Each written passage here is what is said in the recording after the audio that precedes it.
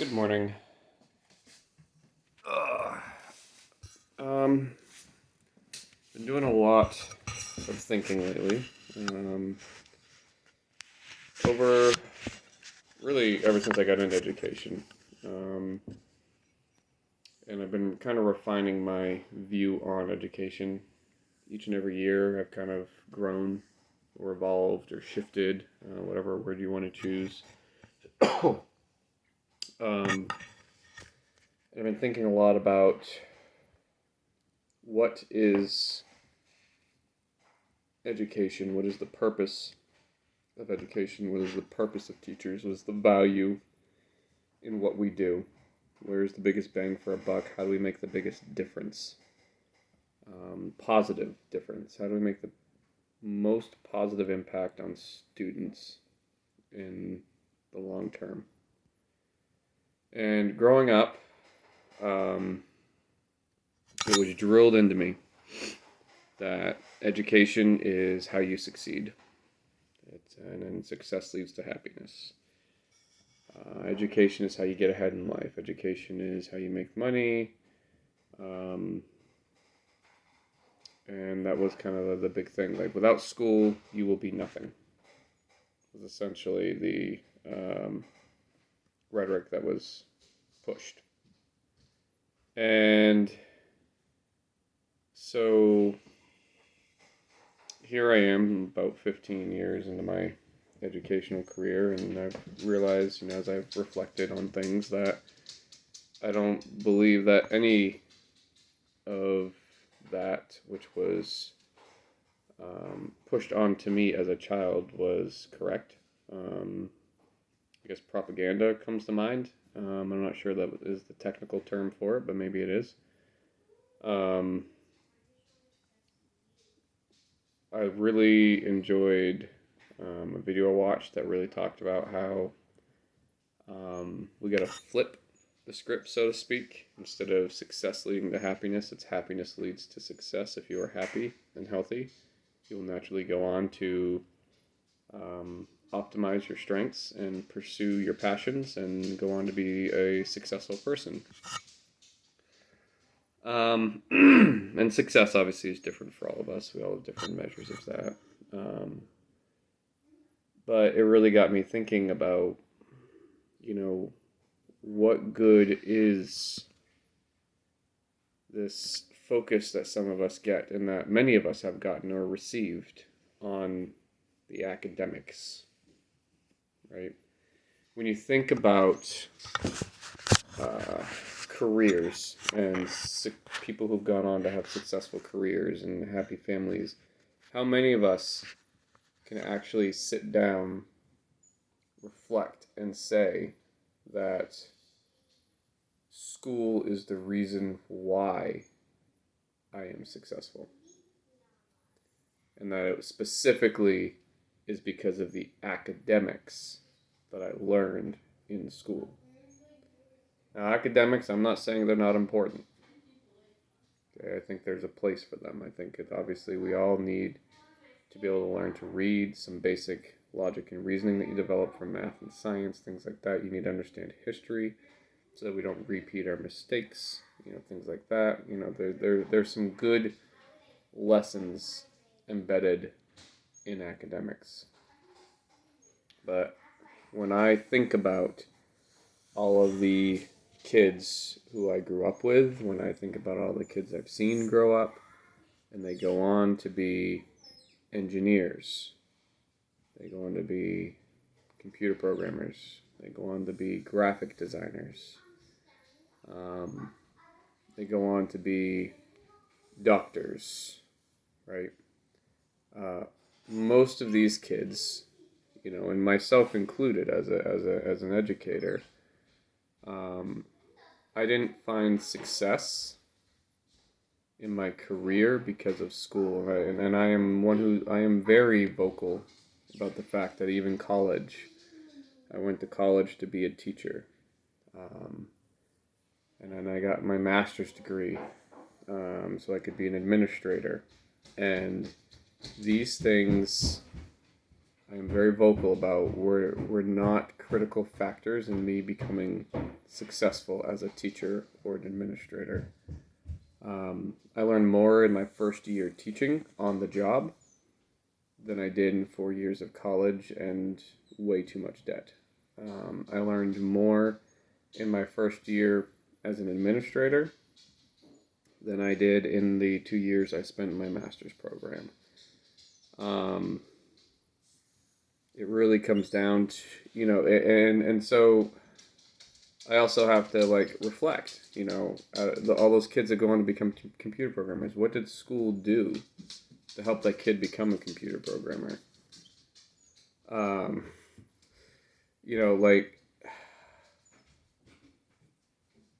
at the end of the day, those kids who went on to become computer programmers, they were the kids who went home at night and sat on their computer and just messed around with it. I got my computer skills not from school. I'm pretty technically fluent, and I got that because I would go home after school and I would sit on my computer and I'd delve around on it and figure it out, and I'd piece it together.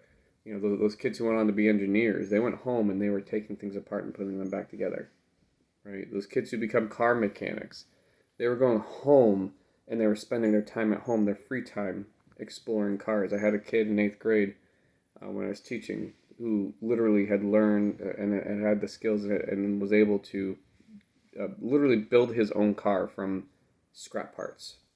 Right? He didn't learn that from me. He didn't learn that from fellow educators of mine that he had as teachers. As an educator, I didn't learn how to teach from my teachers. I didn't learn to love and respect kids and to want to help them grow from my teachers. I was a camp counselor. Eventually, I became a director of summer camp. I was doing a teacher's aide thing in my spare time. I was babysitting my cousins. I was tutoring kids. I was doing Big Brother, Big Sister. All of these things I was doing outside of school. So it's, I'm coming to this like realization over the course of my career that school is not what I thought it was. And if it's not that, then what should it be? What is the value? What is the benefit? So through my reflection, I've realized like the biggest benefit we can get from education, and I think more the proper focus of education is, yes, we want to ingrain some foundational academic skills. We want to help kids learn how to read. We want to give them some basic computation and logical reasoning, problem solving, critical thinking. We want to help them with that. But we also need to really have an increased focus, and I think we are heading in this direction, but we need to have an increased focus on their social emotional well-being, awareness of their social emotional well-being, helping to develop the person, develop and foster kids who believe in themselves, who are comfortable in their own skin, who have confidence, who have the ability to tackle a task without fear, with the understanding that failure is part of the learning process. It's how we grow, it's how we evolve, and it is critical. Anyone who is truly great at anything has failed miserably over and over, and that's why they are successful. It's why they are great at what they do. They have run into walls and they have figured out how to overcome them. The people who fall off the bike and just toss the bike to the side and say, nope, can't do it, can't be done. That's when you see people struggle. And so then that also begets the question of, why are so many people afraid of failure? Why are so many people so quick to quit? And what role has school played in that? And I think over time, school has actually played a pretty pivotal role in developing these negative aspects of kids, but unintentionally so. They were well-intended thoughts and ideas and strategies and systems that have been put in place that have helped contribute to that. I know growing up, the idea of even getting a C in a class was like met with threats, like, you're going to be punished, like, this isn't good enough, that's not going to get you into college, there's all this pressure and stress around failure, or even just being average. That's what C was. C was considered average, and wasn't considered good enough, and there's all this pressure that, like, we all had to be the same. There's these standardized norms and grade level expectations. If you're 5 years old in kindergarten, you should know X, Y, and Z, and it's not the way people work. But by the time you hit about fourth, fifth grade, you get this concept in your head that everyone's supposed to be the same, and there's this, like, level of intelligence and understanding and world knowledge that everyone should have, and so you start comparing yourself to other people, and it becomes very toxic and becomes very debilitating, and for many people, they get to a place where they just stop trying, because they don't want to embarrass themselves, because they feel shame about being wrong. They feel shame about not knowing. You can even go into a room full of teachers and ask a question, and you will see maybe one or two people out of like 30 to 50 teachers who will raise their hands, because everyone is petrified of saying the wrong answer. They're petrified of being wrong. They're petrified of not knowing, because they assume that if they don't know, that everybody else does. They assume if this question is being asked that they should know the answer, which is silly. There's so much knowledge out there, and so little of it too. Like, that's a crazy part. Like, so little of it is actually like written in stone. There are very few facts in the world. There are very few truths. Our understanding is relative and typically temporary of most things. So, there are all these little things school has done. Again, not with any malice, not with intent. But we have contributed to this idea that there's a normal. We have contributed to this idea that everyone should know certain things by certain ages. We've contributed in many ways practices that have shamed or belittled kids for things that were out of their control. And that's, not saying that kids shouldn't ever experience adversity, but there's healthy adversity and there's unhealthy adversity to overcome, right? Like me doing my foul shots in basketball practice, and I do 10 foul shots and I make 5 today. I've missed 5 shots. I've failed 5 times.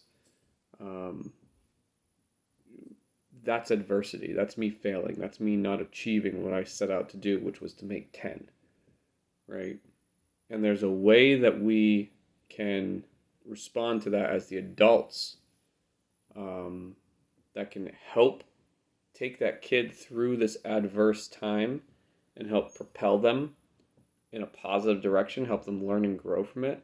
And there's a way that we can respond that is just going to ultimately put unnecessary stress, pressure, anxiety, and ultimately tip the balance more so in the favor of them going down a negative path.